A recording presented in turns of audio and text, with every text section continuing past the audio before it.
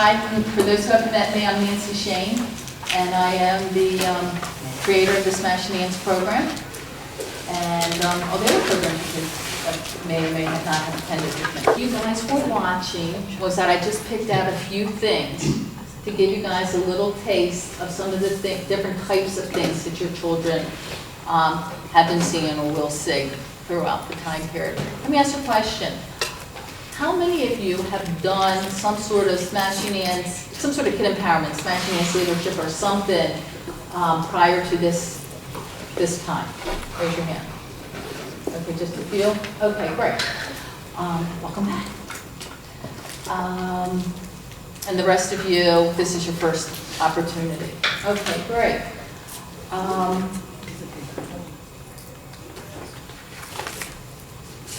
What I wanted to do with you guys was to, one, share a little bit with you what the strategy that we're using for these programs. And I also want to share with you guys a little bit on how to minimize ants in your house. Okay? And tell you about some of a couple of the ideas we're having for the future. And I also have this little questionnaire. I try to make it as easy as possible, so for the most part, you're just checking things off kind of thing. So at the end, after you've heard me talk, the good news is this whole big paragraph I'll have talked about. So some of it is just for the people that aren't here.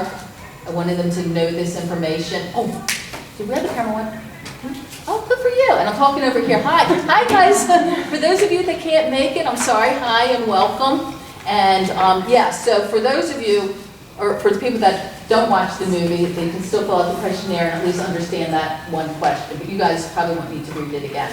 And additional comments at the bottom. So please, if you can help us out to ensure that this program meets your children's needs, take a few minutes to fill this out and leave it here. It can be anonymous, or you can leave your name, whichever you prefer. Hi, come on in, join us. Okay, is there anything else you guys wanted me to do besides what I mentioned? Does that meet your needs? Yeah? Yeah, no? Yeah? Yeah, a lot of introverts. Introverts just, I notice introverts pretty much just look at you like, of course, why do you keep repeating yourself? And extroverts are like, yeah. So just one of the interesting ways that I can I've realized when I'm interacting with kids, sometimes it's funny how the groups will turn out. Sometimes I have a group of like all introverts. And it's like, okay, so now I know I'm going to have to ask them to nod their head because I don't want to keep going if they don't get it. And yet I don't want to be repetitive if they do, you know? So it's like, help me out, guys. Okay, so you guys get to help me out. Yes? I'll extrovert. My wife sent me so I can learn, how to smash dance too. So I don't know if it's really for me to help my son, or maybe it's just for me. I think this is like a free therapy session that she sent me for. Okay, so how many of you guys, so let me ask you a question. Have you guys, I like how you're talking, have your children shared with you what they've been learning? Hands up if you've seen, okay, let's start from the beginning. Hands up if you've seen the book, the course book. Hands up if you've actually looked through the course book. Okay. My wife has probably done all of this. So that's why I'm here. Okay. Have your children tried to teach you what's in the course book? Just the games. Just the games. Okay, yay for games. Okay, what games in particular? The one with they did the string today. They talked about that, and then they talked about the very first day where you took the ball and you have to keep it up in the air, and you have to say your name and the person next to you, or no, someone else. So. Okay, now for all of you who are looking at me like, huh, string, what? You're about to do that one, either this week or the next week. We're Centennial Lane, which we just did minutes ago. So there's no way the rest of you could have done it because we just did it. So yeah, we're a little bit ahead, and that's by design. Okay, so yes, remind me near the end to share. Did you get here early enough to see some of the movies? I did see a little bit of the movie. Okay, all right. So you got a little taste. of what's going on. Great. I've just been talking for an hour prior to talking with you guys. Excuse me for being a little dry. All right, so let me explain what our game plan with this process of smashing hands and leadership combined, kid empowerment. We've been doing these programs now for, I think, I've lost track, because we're either in our 6th year or 7th year, okay? And the way it got started was that I used to spend more of my time doing parent workshops. And one of the most popular ones was Smashing Hands, where I would teach parents how to teach their kids some of this, tiny little piece. And so that they could take it home and teach their kids. And the majority of people said, excuse me, but my child doesn't listen to me. He listens to other people, like teachers. So would you please teach it to the kids? So I said, okay, well, I'll try. We'll see how it goes. So I started out doing something more along the lines of what we're doing now. I still did the books, but they were all clip art and some key ideas. And I would talk, and then we do an activity, and then I talk some more and do an activity. And after a while, I realized that even though the kids found it interesting, especially after school, it's a little hard. And I'll be honest with you, I found it a little hard hearing my voice all that time. It's like, oh God, Nancy, should be quiet already, So I thought to myself, how do my kids, where do my kids learn the most? Cartoons. So why not give it to them where a cartoon is teaching it to them instead of me? And and that's how it evolved. And then people were asking me to do leadership programs for kids. So I started doing some leadership, and leadership is something that I've been teaching and doing forever because I've been a business manager and taught a lot of leadership classes as well as taught it. So that was an easy addition to it. Then when we were doing camp, what I realized was that the leadership really supplemented the Smashing Hands. They're doing a bunch of group activities, there's lots of group dynamics, there's a lot of ants showing up. What better opportunity to then practice ant smashing having just learned it than in leadership? And I found leadership really helped the ant smashing because the more comfortable they were standing up and talking to people and leading groups and learning about group dynamics and participating in the groups, that the more comfortable they would be with themselves, thinking of themselves as leaders instead of just a single person, so they both just really supplemented each other really well. It was a really nice combination because we would do the Smashing Hands in the morning and the leadership in the afternoon. The challenge we have though in the after school programs, it's only an hour, and we've tried longer. Oh my gosh, no. But, an hour is more than enough for after school. So I can't squeeze it in that way. It's hard to squeeze in more than 7 weeks at a time also, yet the parents were coming up to me from the after school programs saying, my kids are doing so well while they're doing the program, we need this to last all year. Ballet is all year long, the sports are all year long. Why is it, and it's like, and if you practice it, the more you do it, the more you're around it, the more you're practicing it, the more it becomes you. This isn't a one and done thing, and I get that. It's just only so much I can create at one time. This is, it's hard when you're creating the whole thing. Okay, so the long or the short of it was that the feedback I received is one, that it needs to be all year round. 2, that it needs to I was given a very nice high level of the topics, some of the topics. And the parents wanted it to go deeper also.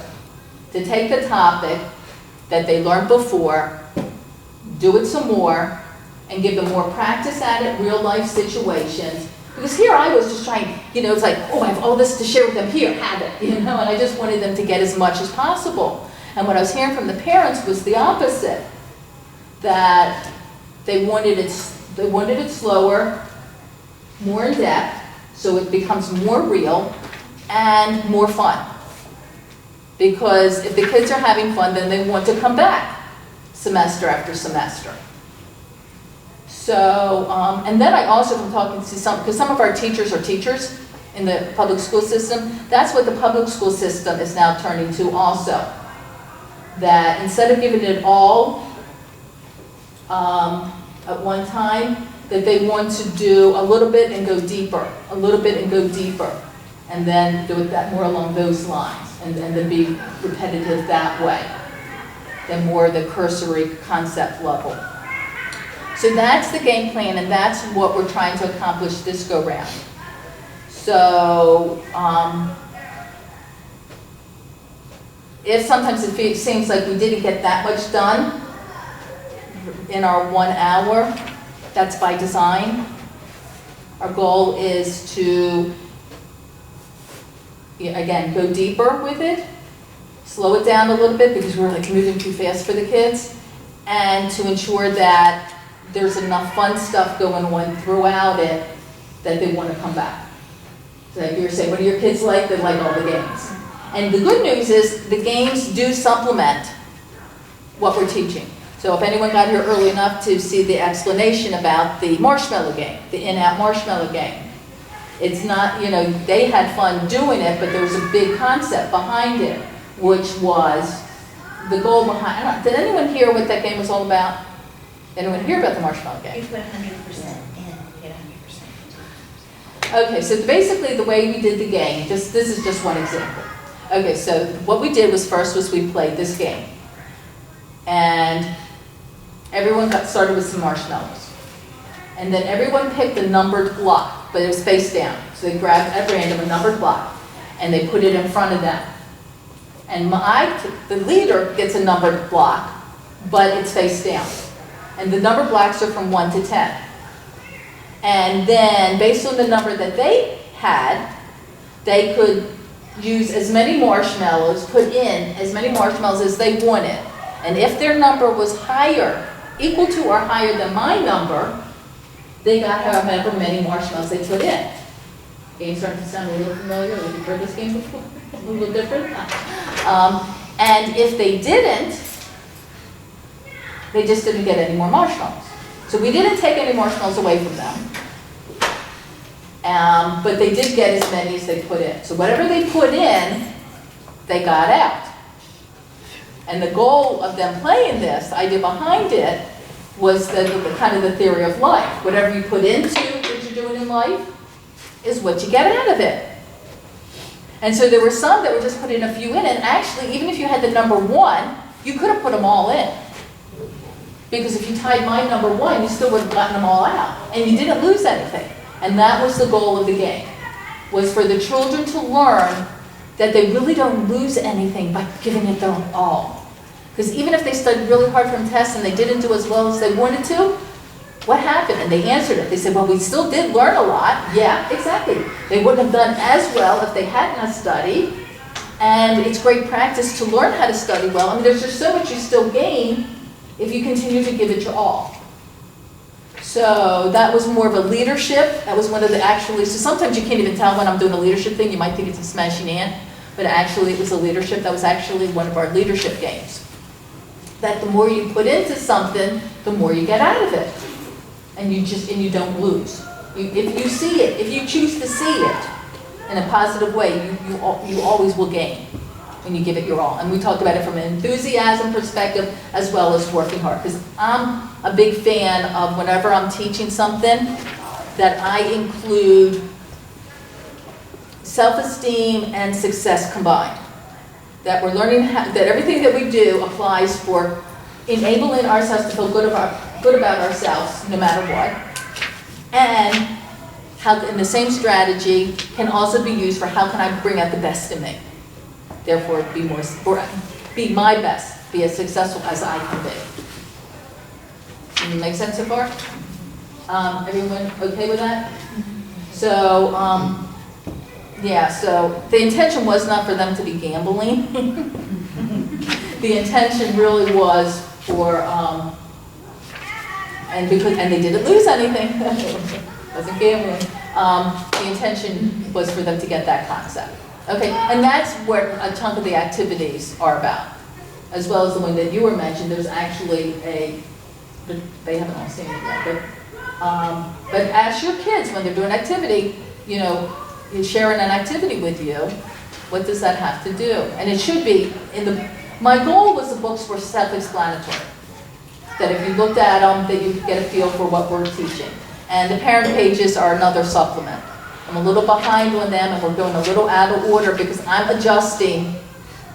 When I first started doing the Smashing Hands program, I adjusted it a lot on the fly. And then it got to a point where we honed it to perfection.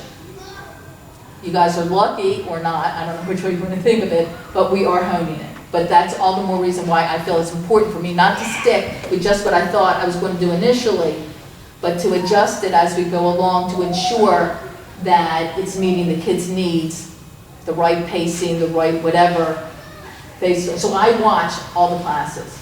So I teach a few and I attend. You know, my goal is to see each class at least once. And I'm watching how they're responding and how it's going, and I'm continuing to adjust based on what I'm observing to ensure. But I also want to hear from you guys. Because if I think it's meeting your needs and you don't, then that's not a win-win. And I'm all about triple wins. And that's part of what this is about. As well as you guys can email me and everything else. I don't think of people that are assertive as being aggressive.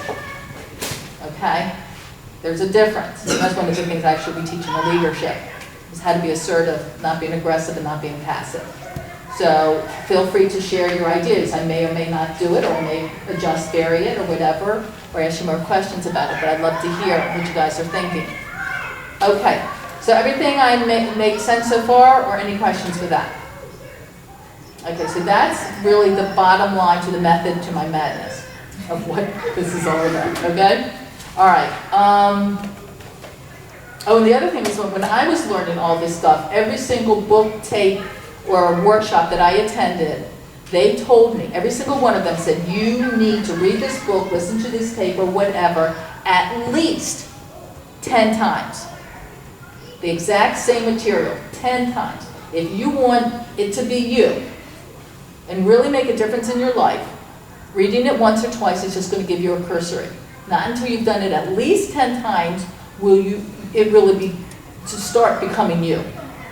And you'll really get, and each time you do it, you'll see new things. How many of you have watched the same movie at least once? I mean, at least twice, my bad. At least twice. The second go around, do you see things you didn't see before? Do you hear things or gain things you didn't? Yeah, we can't, our brains, our eyes are not made, our ears are not made to, they get filtered because it's too much. It'll take too long for our brain to process it all. So it filters it. So it filters what it brings in based on what's important to us. So when you're learning it at this level, it's not the same as when you've learned it a few times and now you're up here, and now what are you gaining? So even if it's like, oh yeah, they kind of done this before, that's a good thing, that's not a bad thing. Because they're now gaining it again from a different angle. Because the first time around is a little too much. So they do need those repetitions, yes? With that in mind, are you taping the session? Yes, I am. Will I be able to see that? Yes, you will. Okay. I'm going to put it out on, I'm going to put you all out on YouTube so that you all can watch it as many times as you want. When? My goal is tomorrow. And if you want to nag me through it to ensure it happens, yeah, I won't see it as nagging, and I will appreciate it. Because I'll tell you, I can use all the help I can get with everything. Bear in mind, you'll be on YouTube as the nagging guy.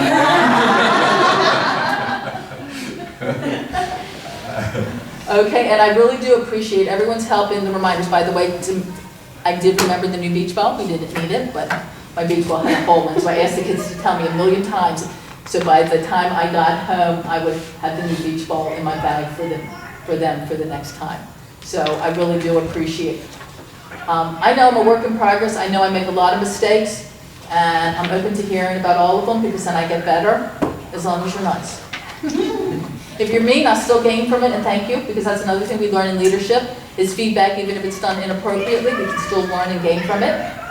So I'll still learn and gain from it. Yeah, my preference is to live a happy life, so you can all help me with that.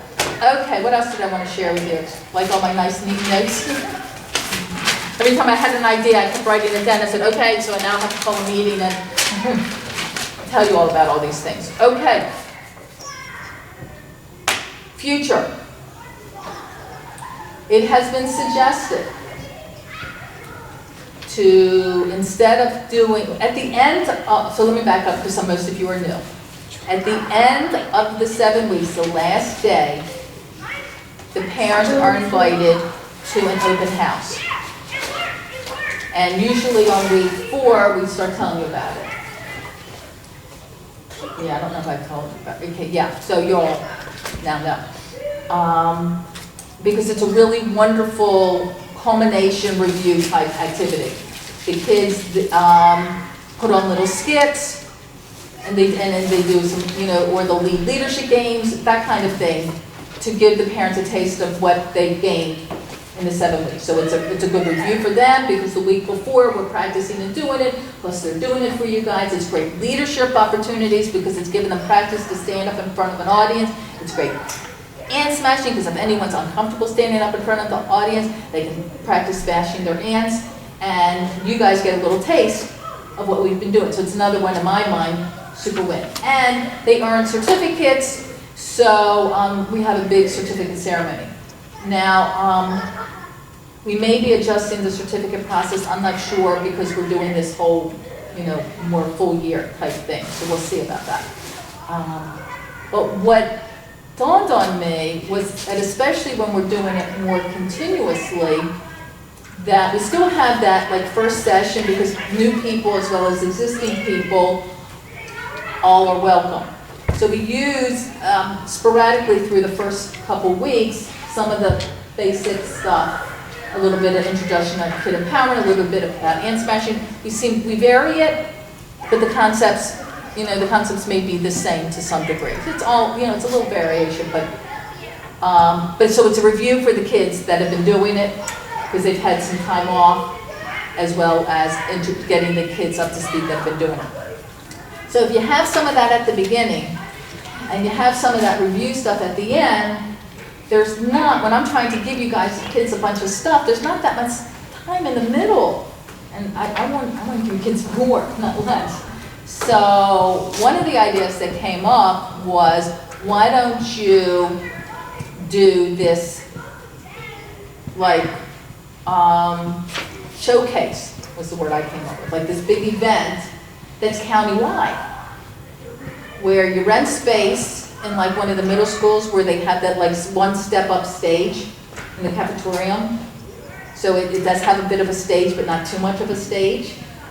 You invite all the families, and we do it all as one big thing. And then when they're getting their certificate, it would be this big deal. The kids would be working towards a goal because they have this big, it's like when the kids do the ballet recitals or whatever, or when the kids are doing sports, they're playing games and matches. So it would give them a goal to work towards, something to get excited about. Because, it's one thing to, if you practice, but you don't have anything that you're practicing towards, it's not as much fun. If you told your kids, practice your instrument, and that's all they did, it's not the same as, oh, you have a recital coming up. So you're going to need to practice to get ready for the recital. So why don't we do the same kind of idea and pick a night where everyone comes together. It's a great networking opportunity because sometimes when kids are having a little bit of problem in their school, it's nice for them to have friends that are outside of their school.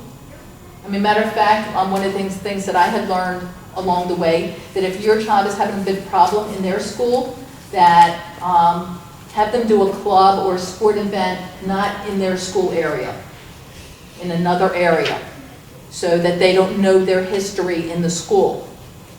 And that way they have another opportunity to have a network of friends. And in that social event, no one knows or can, what's going on, and your child just has a handful of new friends that's just wonderful for them to have. So, so this could be that kind of thing as well. And if we, we could even do we could, either order pizza or, do a little bit of potluck and pizza or whatever, and make it this really, something that they're looking forward to at the end. And we can even do some of the games that they've been playing or something. And, however we, we wanted to do it. So, my question to you guys, and then we could use more of those 7 weeks, because it would be like an 8th week, so to speak, you know, be on a different night. And we can do it longer than an hour and a half when they're fresh, because we refreshed and everything, because we could do it in the evening or something, where we're making it special. So my question is, how many of you like that idea? Raise your hand. Think that would be a cool Can I ask a idea? question? Yeah. So are you thinking this would be at the end of the 7 weeks then? So after each 7-week session you would do this? Right, kind of like when my son was in sports, periodically they would, like, I don't remember if it was once a month or I don't remember, but they would have these spaghetti pasta nights or whatever. And it was kind of potluck, and, you know, and so on somewhat sporadic basis, they would all get together and give them a chance to work when they weren't doing the sport thing, to socialize and bond with each other. So I was thinking, and especially since some of the parents or some of the kids would be in and out. There's no, you know, guarantee that it's going to be continuous. So I'm thinking it would be at the end of, it would be the big event at the end of the 7 weeks. So if you guys like that idea, we can do it for the next time. I thought I'd be shoehorning it to try to pull it off for this go-round. If you guys really would like it to be this go-round, I didn't put that on the survey, but there are room for comments. So you can tell me that, because you guys are going to be getting this too. So please email it, or if you don't want it to be anonymous, you can even make up a fake email on Hotmail, or you can mail it to me, okay? All right. What else did I say I was going to share with you? Oh, Kid Power. I always wanted to call this Kid Power, because some of the kids love Smashing Ants. Some kids cringe when it's announced in the classroom because some of the kids laugh. Yet Kid Power, and I didn't originally want to call it Kid Power because I didn't want the parents to think that, oh my God, I'm going to send my kids to something where they're going to think they're more powerful than me. Because that's not what I'm talking about when I say Kid Power. I really mean kid empowerment, yet kids don't really understand the word empowerment. So, but they do understand the word power, and when I talk about Kid Power, it's that they're stronger than the ants. That's what Kid Power is all about to me. And that they are empowered to be stronger than the ant. Because those ants can be very powerful. So they need to be one more powerful than the ants. And that's why it's to me, it's Kid Power. So I'll take a vote on that one too, and that I forgot to put on the survey. You guys can add that as well. How many of you, just for the fun of it, would feel comfortable with me going forward calling this Kid Power? How many would prefer to stay Smashing Ants? How many would prefer it to be called Kid Empowerment? Okay. All right. I definitely want to move away from the Smashing Ants. It's in there, they learn it, but that's for the people that are within the walls. Does that make sense, or does people disagree with that? Speak up. The concept of Smashing Ants is perfect. I love it. Yeah. And so I want to keep that going, and I want to kind of keep it in the blurb of it, but I want the schools to announce it, and the program to be known as either Kid Empowerment or Kid Power, period. And you all know, and the kids all know it's Smashing Ants, but that's it. Yes? I think Smashing Ants should be in the blurb. It's good marketing probably, but even my 9-year-old has a reaction to the notion of smashing ants. Like, what the heck was that? He said. And so I think it's good to name it something else. Okay, great. So we're all in agreement with that. Okay, the reason why I started out with that was because I was doing a parent workshop where there were no kids, and when I advertised it, 500 people signed up. 500 parents signed up, and we had to do repeat. And it just kept filling auditoriums because it resonated really well with the parents. So I had to keep the name the same because the parents asked me to teach their kids Smashing Ants.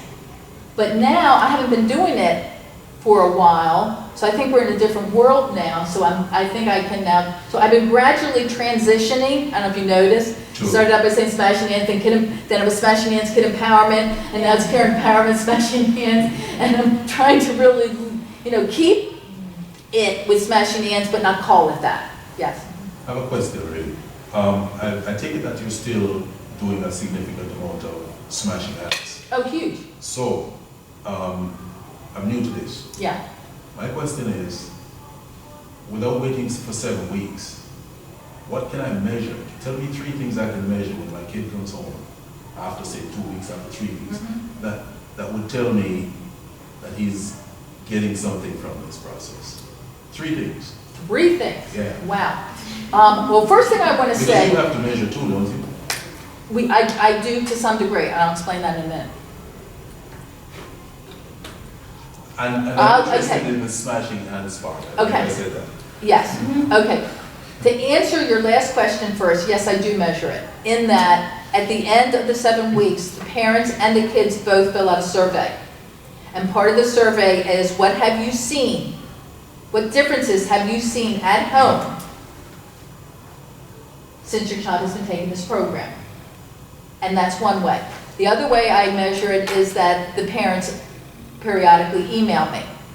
Another way it's measured by all the people that now when they're asked, why did you sign your child up, was because one of my friends' child had taken it, heard what great things, how much it changed their lives, and has then recommended it to others.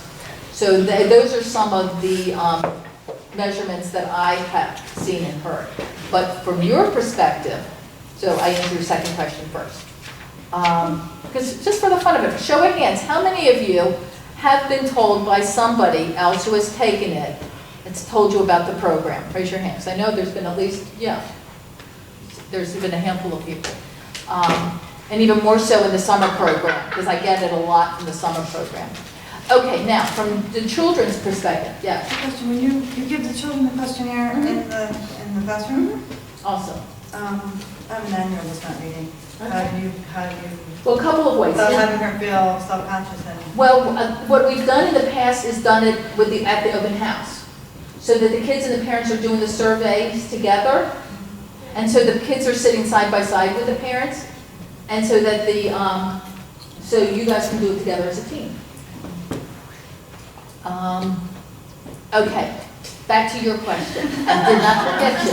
I'm going to answer this question and then I'll get you, okay? I was going to say, I could almost answer it for you. Okay. Because the first day that my daughter had your class, we talked about it, she said she really liked it. The next morning she woke up and my daughter doesn't like getting out of bed.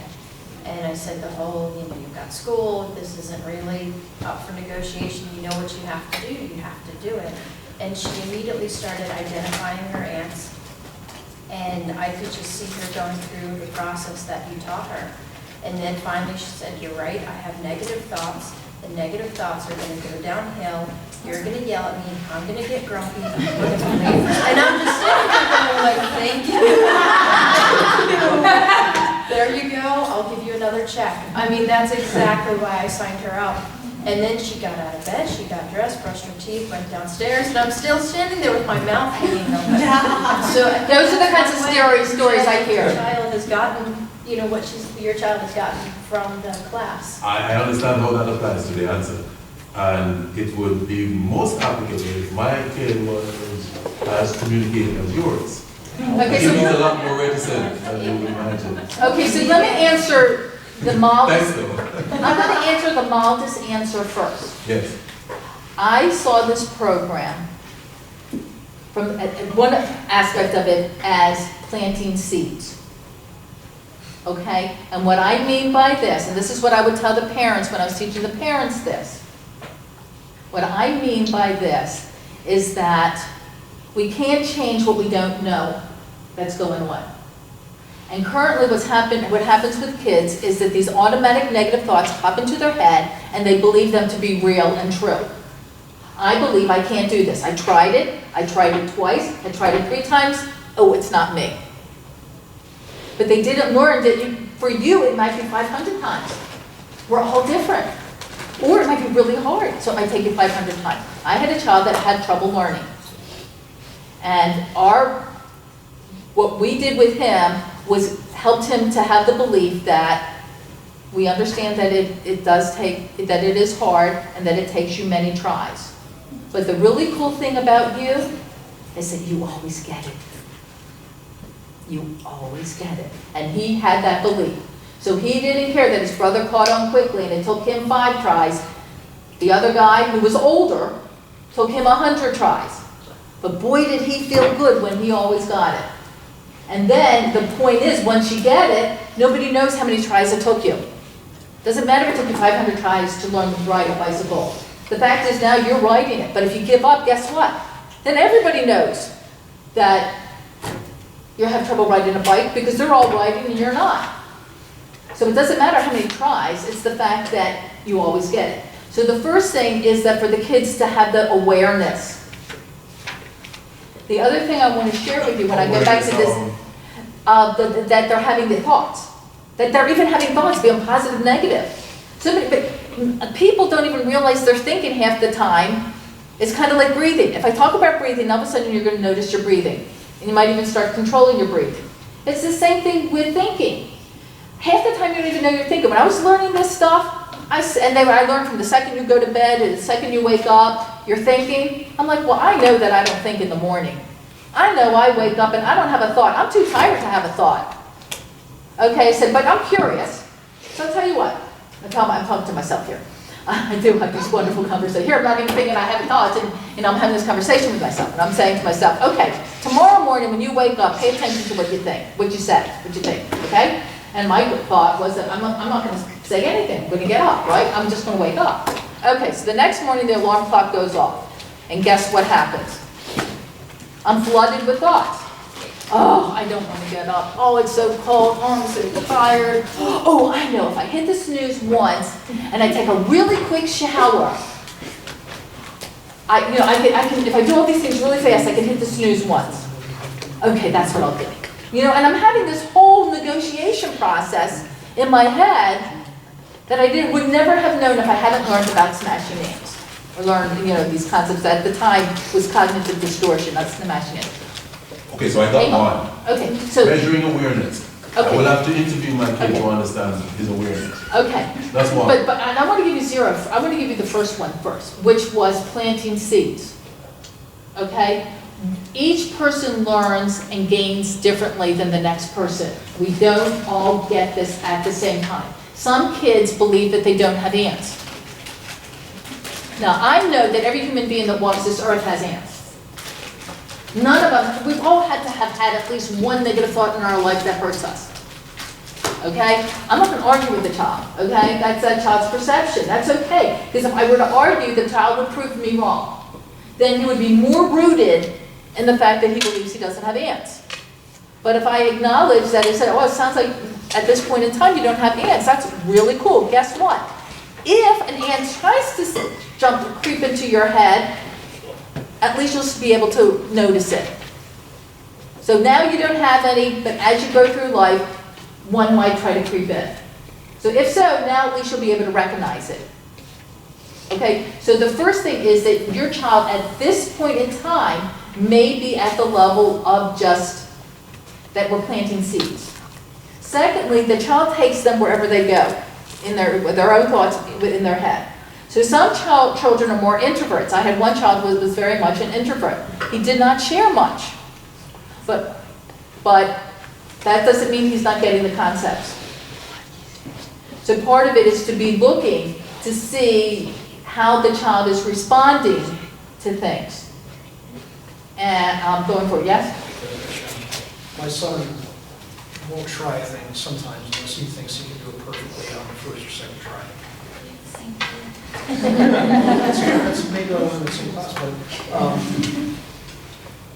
I don't know if I've noticed him starting or trying more things than he would in the past. So I'm not saying, oh, I can't do this. Maybe you're less of that. Less frustration, I don't know. It depends on your son. Maybe one of his things he needs to verbalize more than he has. I don't know. Yeah, but I mean, these are all really good points. I appreciate all of you sharing these. This is great. But that is a really good point in that, and of course, say the beginning first sentence one more time. Do you remember what the first sentence was? He doesn't want to try things unless he gets permission. Exactly, okay. So that is one of the things that we do talk about with the kids. And again, some of this, it's going to be getting throughout the entire year and the summer, not necessarily, we can't do it all again. It's not that we can't give them every single strategy, every single need that everyone has all at once. So we have it, the can't ant is not in this formation. Yet there can be some discussions about that it's really natural to not get it, that it takes many tries before you get it. Yes?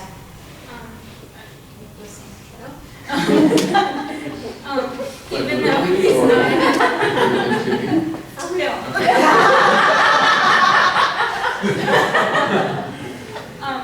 Even though he's not necessarily behaving differently himself, there's something that he is doing, and that's noticing ants that other people are expressing. And that's the first step. So that is another one as well. It's just noticing others.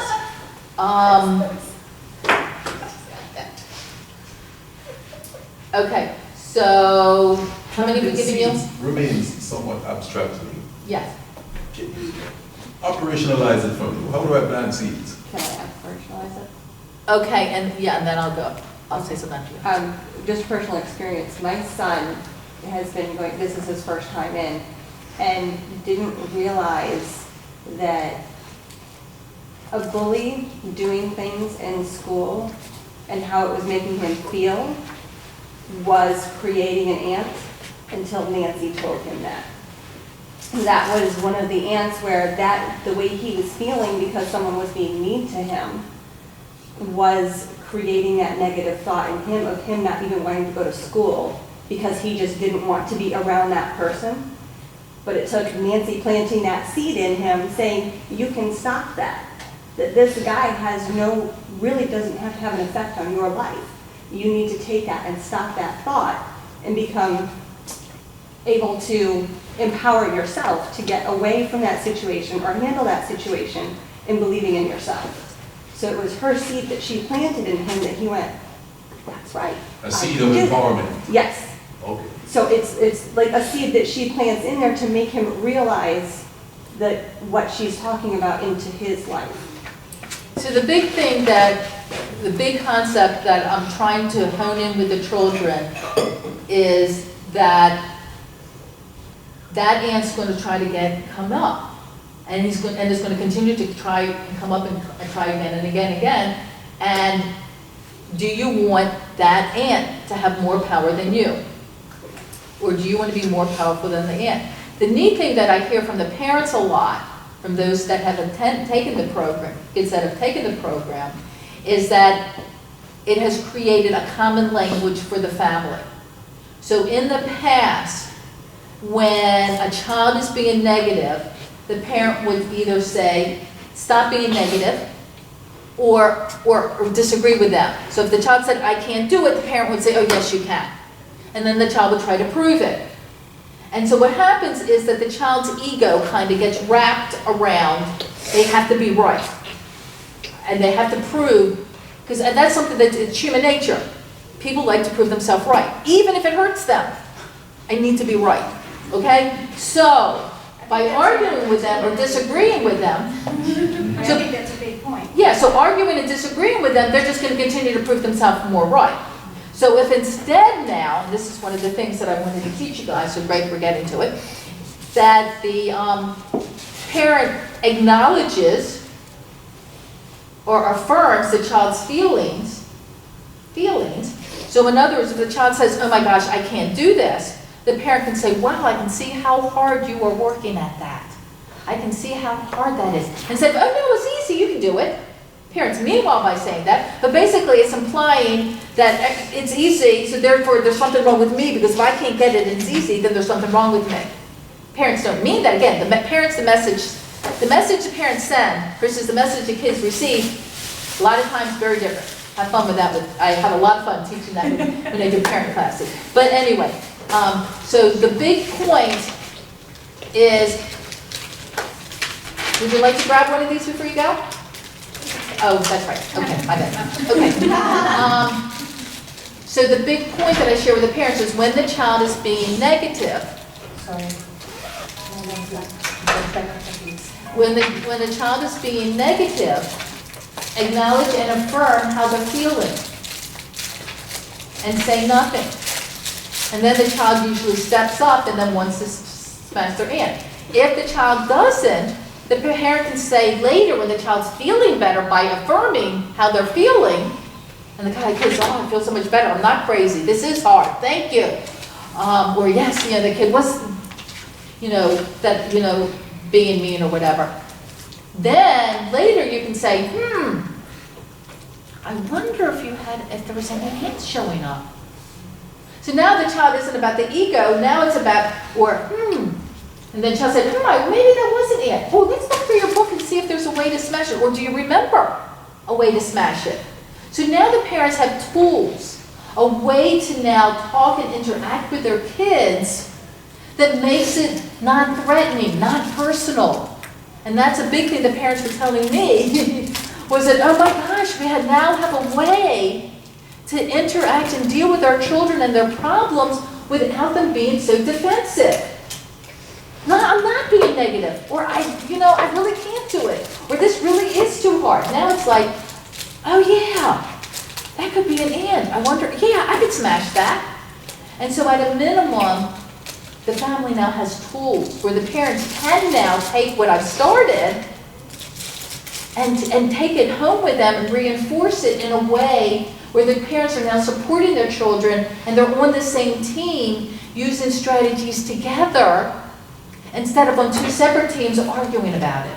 Yes, you're dying to say something. Me? Yes. I know. I'm so excited because I want to thank you, first of all. Thank you. Because I'm getting teary because my daughter started in this school. I have 3 kids. We just moved here a couple months ago. And very insecure. And she's very confident now, thanks to you. She'll smash her aunt and she'll just, sorry, I'm getting emotional. Oh, I love it. It's hard adjusting to a new place, right? Yeah. You don't know many people. Yeah. You guys should get together. Yeah, we should. Yeah. We just moved 3 kids, we've only been here 3 months. Oh my gosh! Oh, Sorry. Now we're gonna have a little party going on. So I'm happy about Jeff because I don't know a lot of people. Everyone I meet is the nicest person here in Maryland. I love Maryland. Everyone's great. But I love my family, friends, so do my kids. So my daughter's always like, I can't do it. And I'm like, yes you can, yes you can. And I've noticed her going like that, smashing the ant, like the automatic negative thoughts that get out of her head. But I've noticed that she's like sitting down in her homework by herself, or, oh, I have to do this, I have to do it. And she's doing all this positive stuff. And it started after, you've taught her these things. And we may not realize, because I feel like being so busy trying to unpack boxes and not paying attention to my own children as much as I should.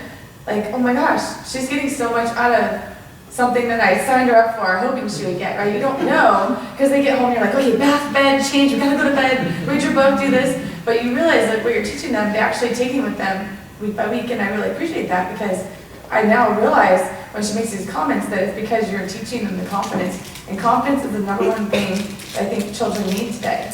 I really do. I so appreciate you sharing and your thoughts, and I'm so glad that it's making a difference in. And for those that are not seeing it, it's okay. Again, we're planting seeds, and with each child's different. The seeds will grow. Just keep, as like AA and Al-Anon and all those 12-step programs will say, keep coming back. Just keep coming back and take what you like and forget the rest. And we're going to hang on one more second. The big thing about lack of confidence or bullying and all this stuff, what I have been taught, and I have experienced personally, it's not the bully or the person being mean or whatever bad situation is happening is one tiny little piece, because it only happens for a few minutes. It's what we say to ourselves the rest of the time that tortures us for the rest of the day and the rest of our lives. So by the children learning empowerment and ants, that kid can be mean And we don't have to continue, we don't have to jump on that bandwagon with that mean person. That mean person does not have to have any power over us. We don't need other people. Our bosses may be mean, our peers may be mean. We can go through a lot of times where it might feel like bullying. And yes, we want to help the children and we want them to get help with the teachers and the principals and all. That's only a piece of it though. The other piece is what we tell ourselves.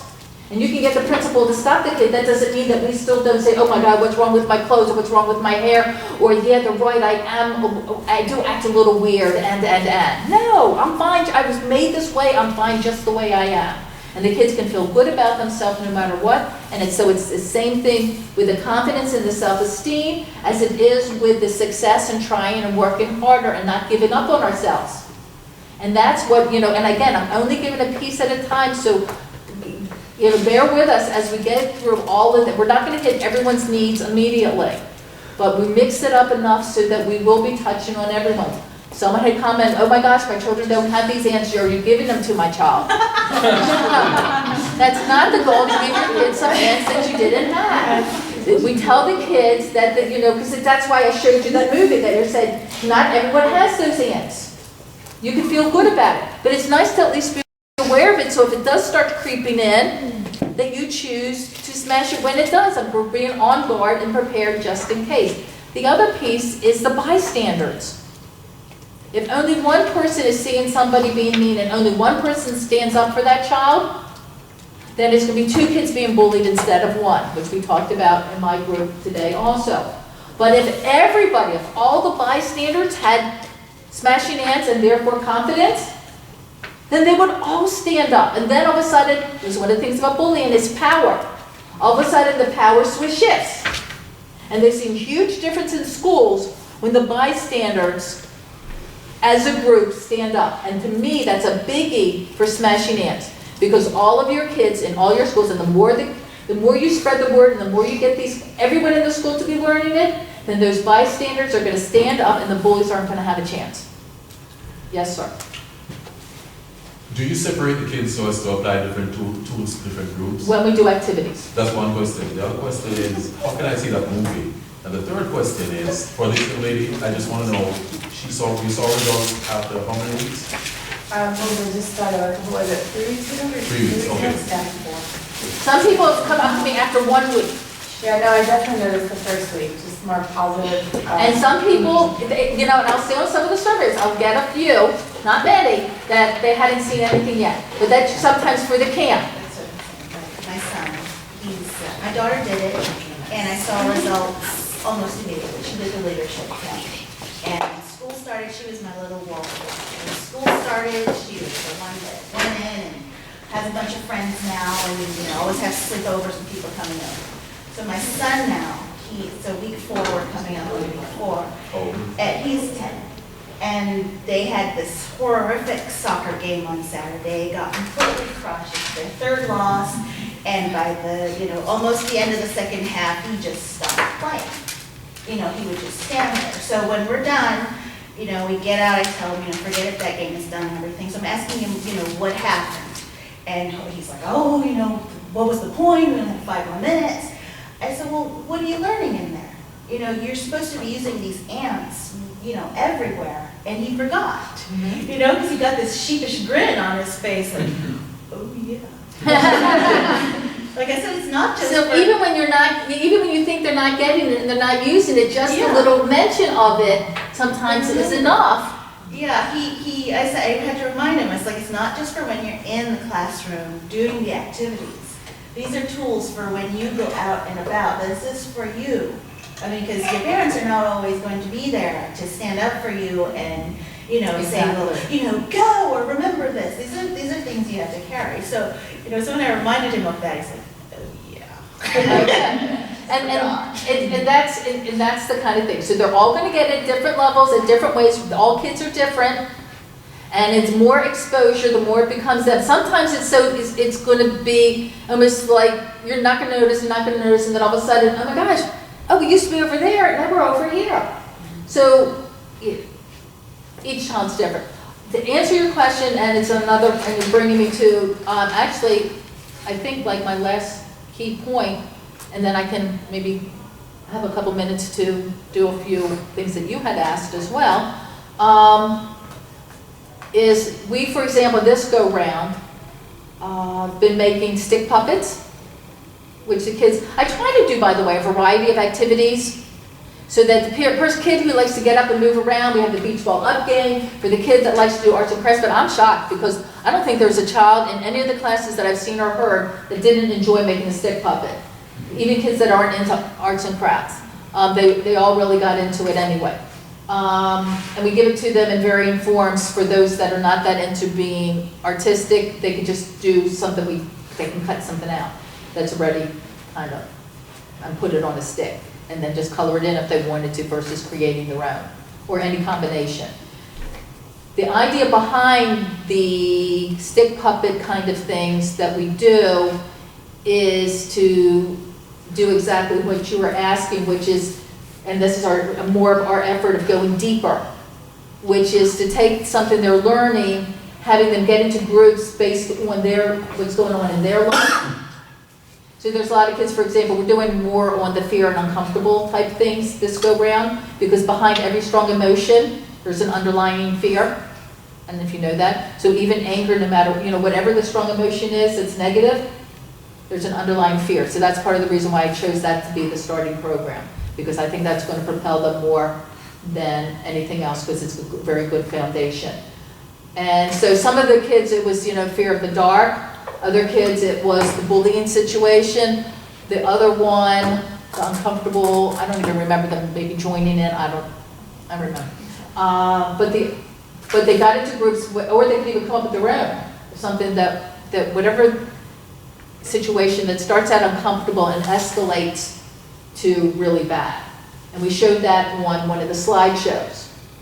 The child wanting to join into a group of kids that were talking, and it goes from, I feel uncomfortable, which we call the little ew, early warning signal, EW, so it's the ew signal, starts out a little ew, and if you don't smash it immediately, it turns into a big ooh, and then we showed the escalation of one ant led to another and another and another, and then these million ants, and all the different verbiage that would go with it to a point where, oh my God, everyone's going to hate me and and everyone's going to laugh at me and make fun of me, so all the way turning to anger.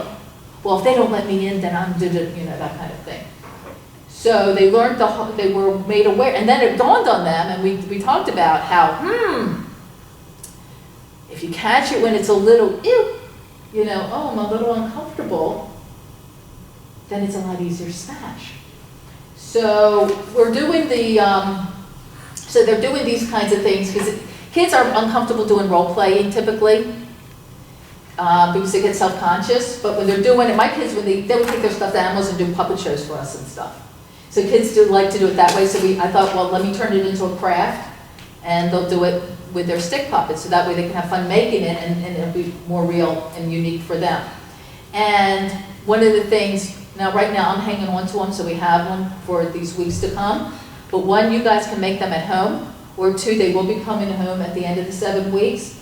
But it's a great, one of the parents was, Alice and I were talking about how, that she could take the stick puppets home and help the children verbalize the issues that they're having in a, in a non-threatening way. And you can even reverse roles if you wanted to, or whatever. You can pick this situation. So you can take not only the topics that we're doing, but also the activities that we're doing, and helping your children, using them as tools to make it real and even more deep for them at home. So that's another way of transition.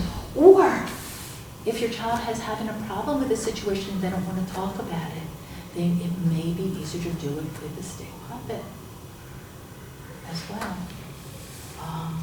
Or even if you played their role, they go, no, that's not what happened. Here, I'll show you. And then the next thing you know, they'll be showing you what it's all about.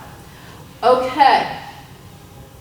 My biggest thing, I'm going to say one more time before I get to you, the best way I believe you can help your children with ants, ant smashing, and minimizing ants to begin with, is that when your child has strong emotions, do not try to fix the problem. Do not tell them what to do. Do not disagree with them. Do not argue with them. Do not all poor baby them. All those are no. Now, I planted all those negative thoughts in your head and you're picturing all them, so you're not supposed to do it that way. But I wanted to be painfully clear because the parents don't seem to get this when I share it with them. Because I'm not so painfully clear usually. So, now, what can you do? You can be there as a loving support. You don't have to agree with them. Yes, I can see that nobody likes you. If you would stop behaving that way, I'm kidding, you know. And I did it for the funny way, but it's the same thing with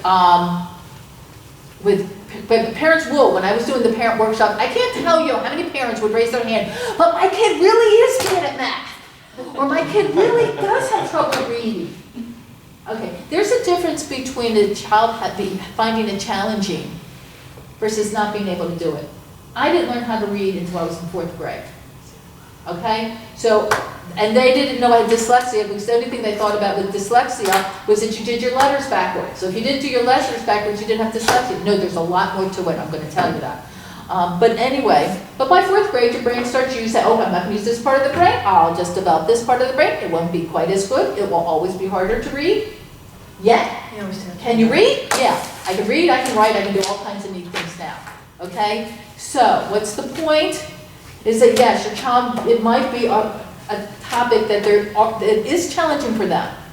But yes, they can get it. It just might take them more repetitions. Okay? But they don't want to hear that. Okay, so let me get back to it. So we're not agreeing with them, per se. There's a difference between acknowledging and affirming how they're feeling. I can see how hard math is for you. I can see how frustrated you are. I can see how hard it is. I can see how sad you feel when people are being mean to you.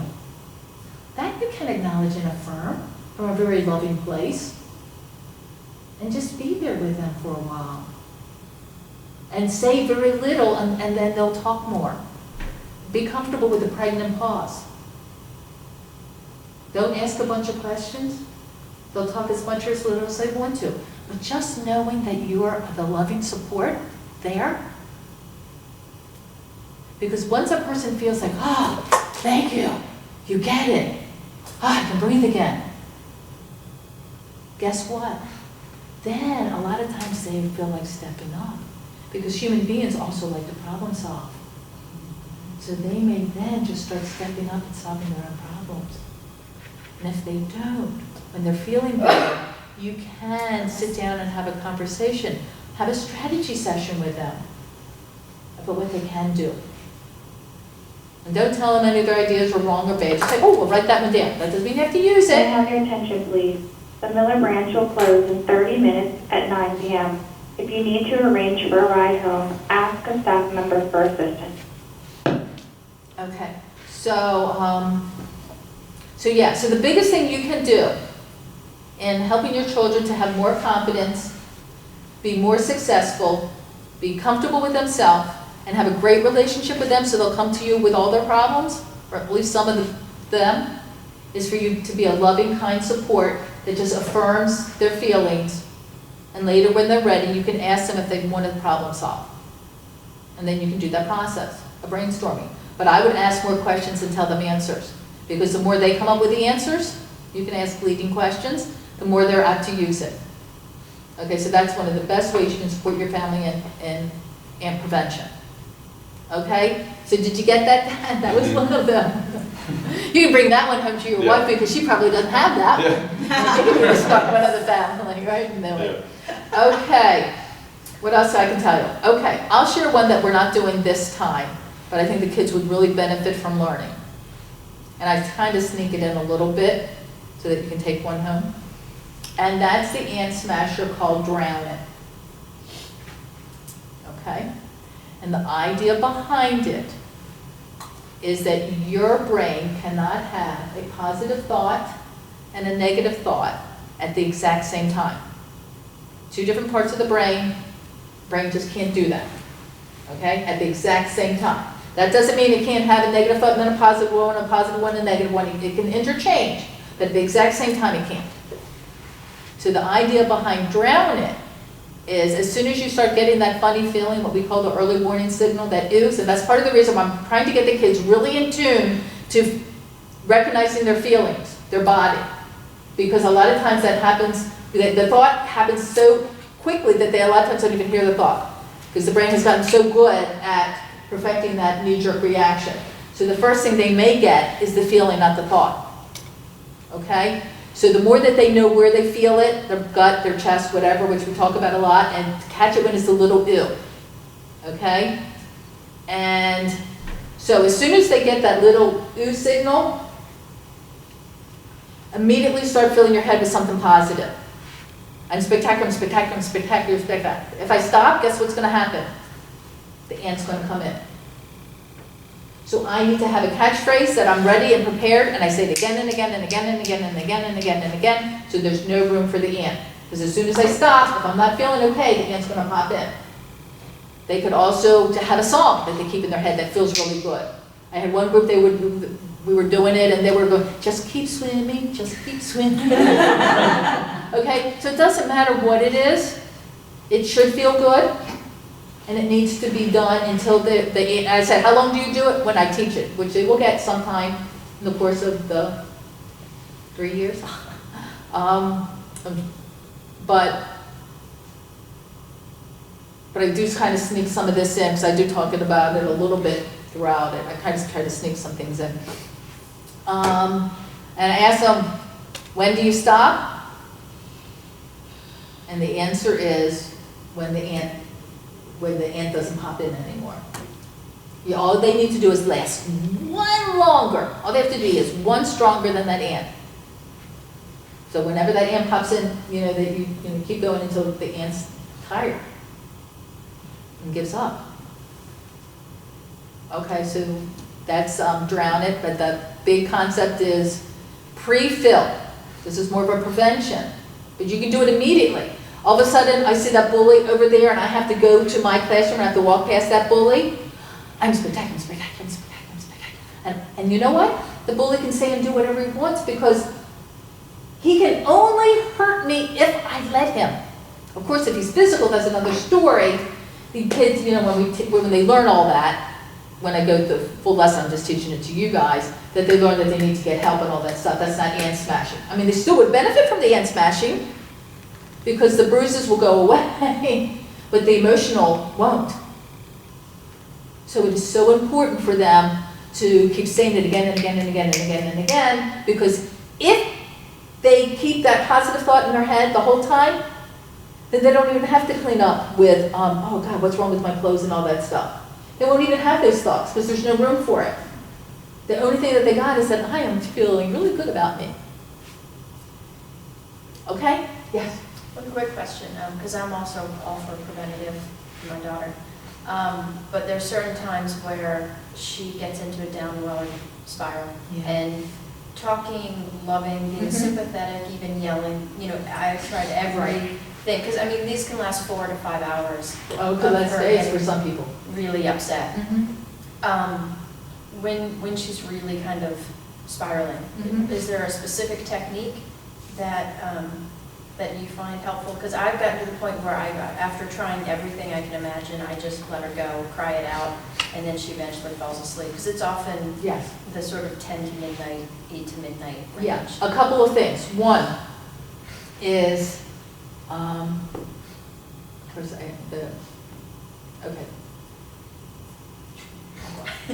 million thoughts, boom, all done. Okay, so let me start from scratch again. Ask your first question again, the very beginning of it, and then we'll come back. When she's in a downward spiral, Okay. where to go? Okay, so one I'm going to say is, at the time that she feels better, to remind her to recognize her ill when it's a small ill. Talk a lot about oohs then, because she definitely needs to catch it when it's an ill versus an ooh, okay? And some of these things just evolved, I come up with these things from doing like programs I taught them the early warning signal, and then I got to talking and talking, and then all of a sudden it just kind of happened, and the kids, it really resonated with the kids. Ew versus ooh, so you guys can use that, okay? So really hone in on, because you want to do the preventive. And the only person who's going to catch that when it's a little ill, it will be her, not you. Okay? Once it happens, you got to let it happen. And if it's 4 hours or 5 hours, that's okay. If you try to make it go away, it will only last longer. Okay, that's what I figured. Love her or let her be. One of the two. Whatever works better for her. Some kids like, you rub their back or whatever. Some just want you to be near them. Others really, and then, right, and each child has their own strategy. Some people it's a nap. Other people it's exercise. Okay? The only time you can help a child in that situation, which what I call proactive parenting, is you can be proactive as in help them for the next time. This time, that ship has sailed. And the more you try to undo it or make it different, the worse it's going to get. Okay? So let it happen. It's okay. If the child doesn't end up getting the homework done one time in their life, no biggie. Right? Okay. So whatever it is that happens, it happens. And the more you let it happen, the quicker the child will probably recover. Okay. The more you try to prevent it, the longer the times are going to get. I've seen that as well. Okay. So, and then the other is that when the child's feeling well, to have him teach you what they're learning in their book, and have some discussions around it and some strategy sessions so that, and ask the child, is there something I can do? Like go, eep, or something, because they might think that's very helpful. Like for me, when I wanted to make sure I didn't yell at my kids and come from a place of love instead of anger, that's a hard one sometimes. So I asked my kids to tell me. It's still from a place of love, even if it's angry sometimes.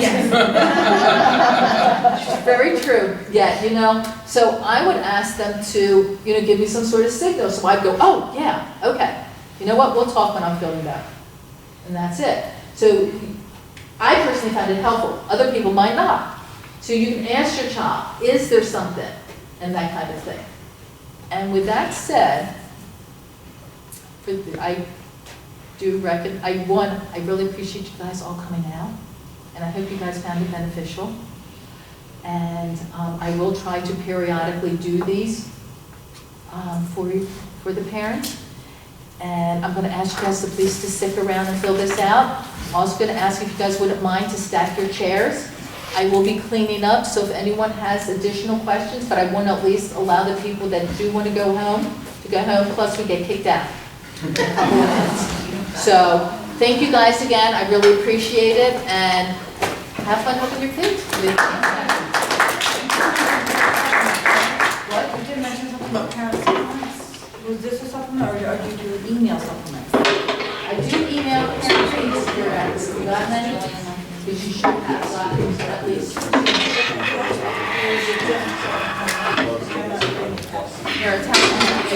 Are the papers going around, please?